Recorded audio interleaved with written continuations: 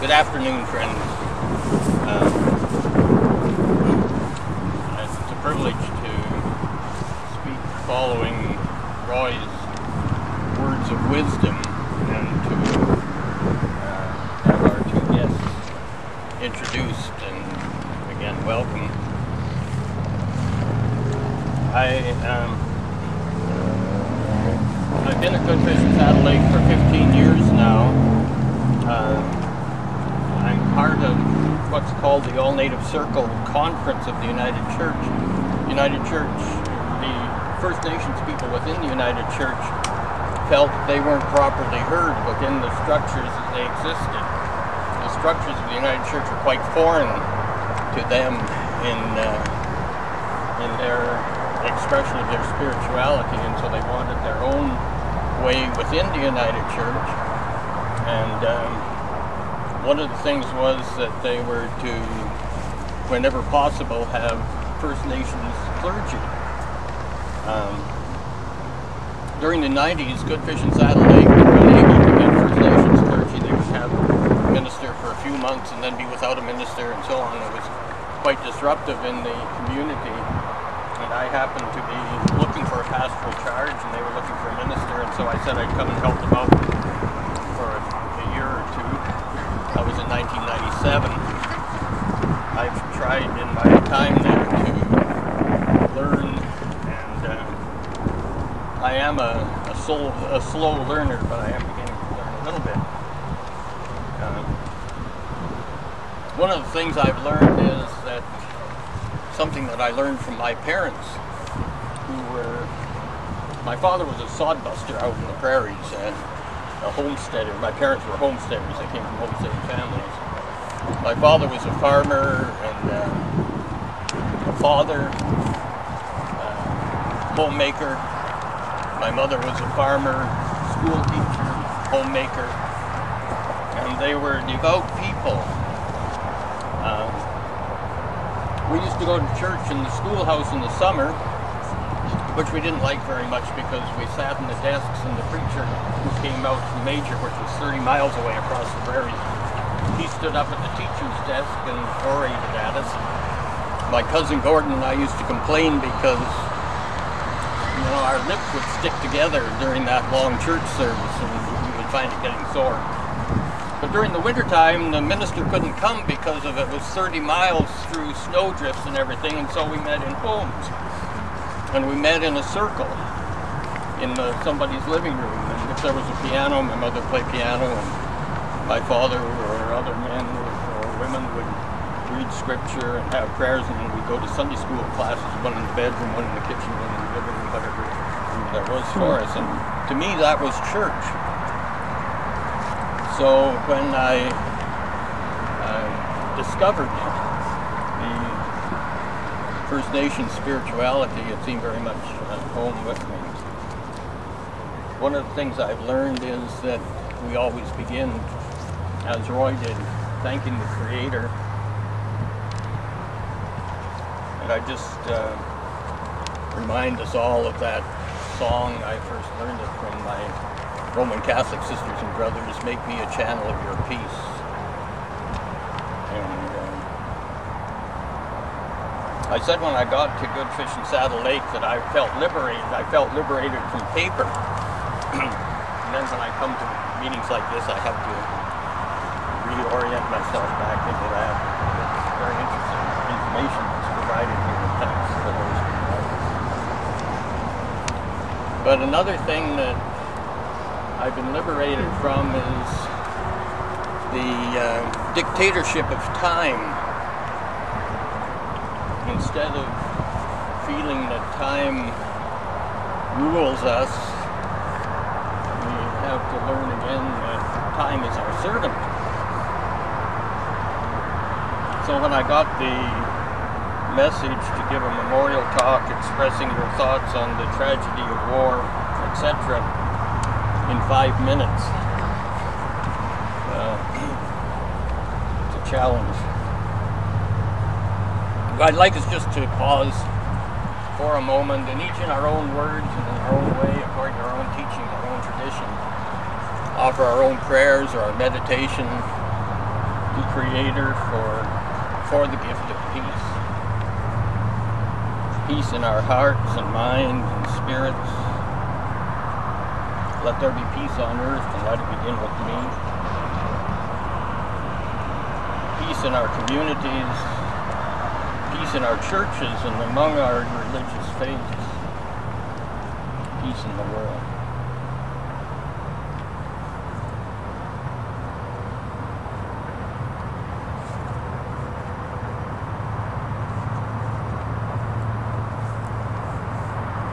And this little message that I found a while ago on the internet, it says, I once heard the story of three brothers who did not know they were brothers.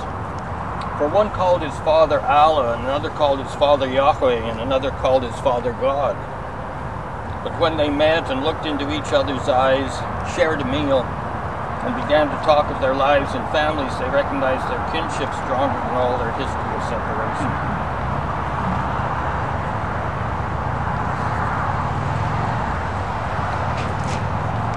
My father was a veteran of World War I, and as nearly as I can remember, I was about 3 years old when I first discovered the tragedy of war. I was sitting on my father's knee in our kitchen in our little house on the prairie, and he was reading the paper. He loved to read. It was the Winnipeg Free Press Prairie Farmer or the Western Producer or Country Guide or one of those papers, and he had a grade 8 formal education, but he's one of the wisest people I ever know, because education, of course, is something that comes through schools, and we're thankful for our schools, but it also comes heart to heart, mind to mind, spirit to spirit. Something that's a special gift given to farmers, I think. And I noticed in the paper there was a picture, and it was a picture of war, and I asked my dad, what's that? And my dad, who was a veteran of World War I, began to tell me about the horrors of war. He had seen it up front. He'd not only seen it with his eyes, but he had experienced it with his heart, because his older brother, an uncle I never met, went to war also. Dad was wounded, but he came home to have a family and get married and have children and have a farm and lose his farm during the Depression, the dry years of the town. But my Uncle Alec never came home. He died in France. And my father told us many times about the experience not only him, but especially our grandmother had when, yes, she was so glad to see him return from the war. But she didn't ever see her other son here on earth again. And there was a sadness that permeated her whole life from then on.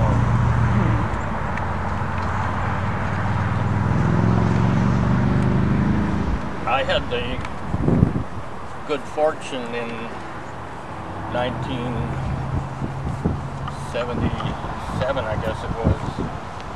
I also had the opportunity to go to Hiroshima and Nagasaki for the International Symposium on Damage and After Effects of Atomic Bombing. And I went there.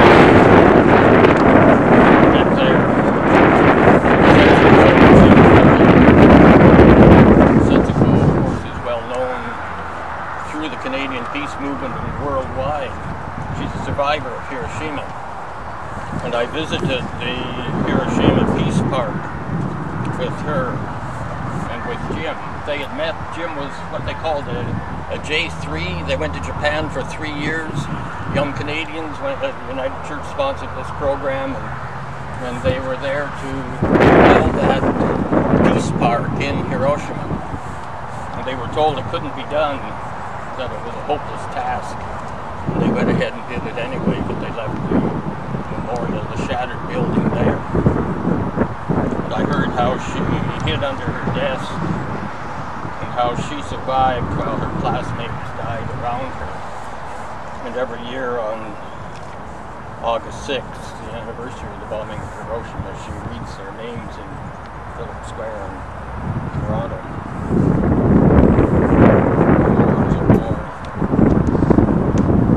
But I also wanted to talk a little bit about not only the horrors of war, but the beauty of peace.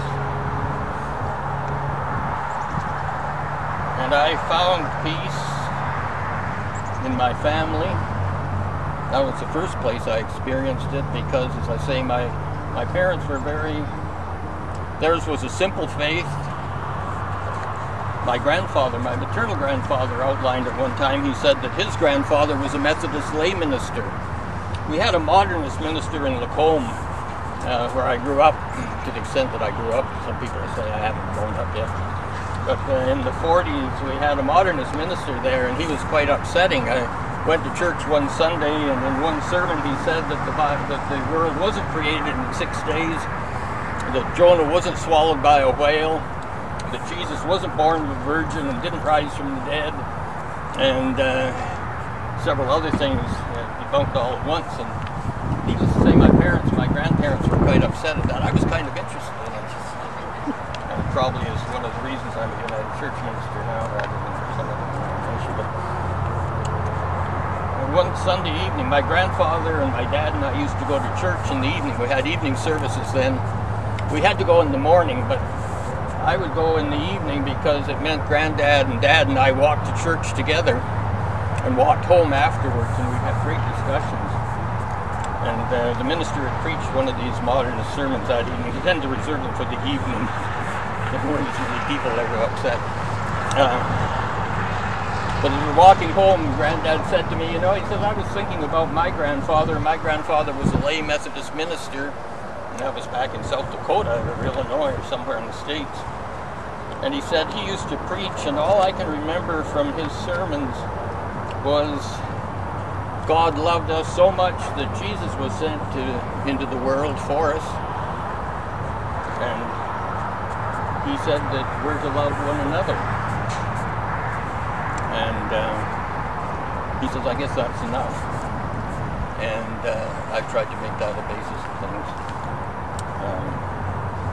It's interesting that at Saddle Lake in particular, where at our funeral services, we have the gospel singers alternate with the drummers, the traditional drummers back and forth, and myself and the Roman Catholic priest and any others who are reasonably sympathetic are sort of back and forth both ways. And one of the songs, and I don't speak Cree properly, so I won't try to say it in Cree, but translated into English, it's simply love one another, and that's what the drums beat out again and again.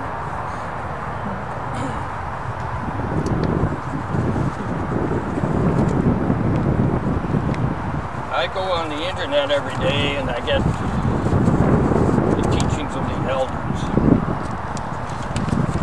And I thought I would just conclude with this from August 7th, 2 days ago. Elders' meditation of today. Everything I know I learned by listening and watching. This part really touches home with me because I call myself the Rambling Rev, and I seem to be on the go all the time, but sometimes my mind is talking so fast about so many different things that I can't slow it down. Anybody else ever have that feeling? All day long I'm judging and making assumptions about everything. And then this prayer, Great Spirit, help me to this day to slow down. Help me to listen quietly. Help me to watch carefully.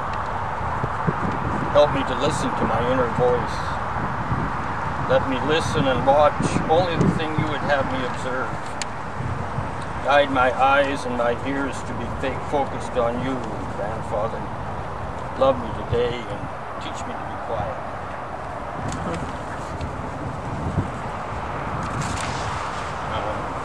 Last evening I was at a prayer service at Goodfish Lake at the Seniors Hall. A woman, 61 years old, had come to the city many years ago, and she had died. Her mother died a couple years ago, and she has one son who remains, who is finding it very difficult to laugh with his mother, who had that funeral tomorrow in the morning. And the night before, I attended the funeral of a young man who was killed here in Edmonton, not too far from here. You probably read about in the paper a murder that took place, a bad beating that took place. And he's from Saddle Lake, and so he's returned there. And tonight I'll be going back for the prayer services, one at Saddle Lake and one at Good Fishing tomorrow. We'll have the burial and the funeral services. And just in conclusion,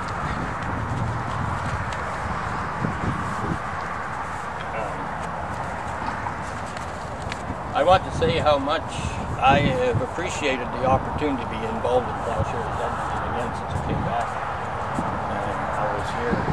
In fact, I think it was about 12 years ago I spoke to, no, it's more than that, 20 years maybe. I spoke at the legislature on the pool. I think I was logged into that too.